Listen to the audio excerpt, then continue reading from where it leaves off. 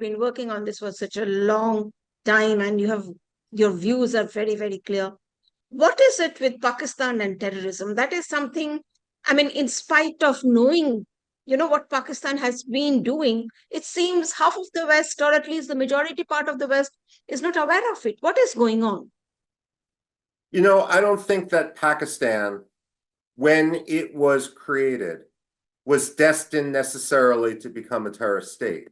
I really do think, as a historian, what happened was you had Pakistan as a state for the Muslims, but no one really understood what that meant, especially since Jinnah had died so young before he could really define it.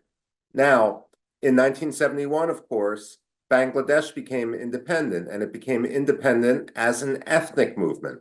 Pakistan is a hodgepodge of ethnicities, none of whom necessarily embrace the core concept of Pakistan. Even before Bangladesh became independent, you had this notion of Greater Pashtunistan, where, look, Americans all think about Pakistanis and Pakistan-based Taliban infiltrating into Afghanistan. It used to go the other way around. That was no longer, after Bangladesh's succession, a mere inconvenience. That became an existential threat. You have Baluchistan as well. And so what the ISI decided was that in order to keep Pakistan whole, in order to keep it from fracturing, we need to embrace radical Islamism as an ideology so that Islam becomes what people base their lives on rather than their ethnicity, their local culture, their other ideology, what have you. And so now for 54 years, we've had the ISI pumping out radical Islamism, thinking they could use it to control the population. They never considered that when you start a wildfire, it can burn in another direction.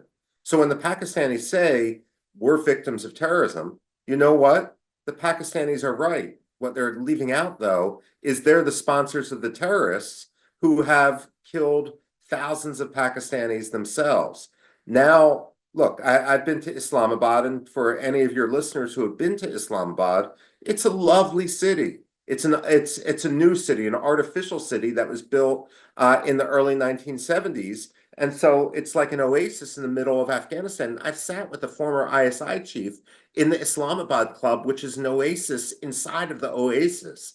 And you can sit there thinking that you are insulated. But in reality, I'm not sure whether the Pakistani elite that have been using these terrorists understand that they have already lost their country.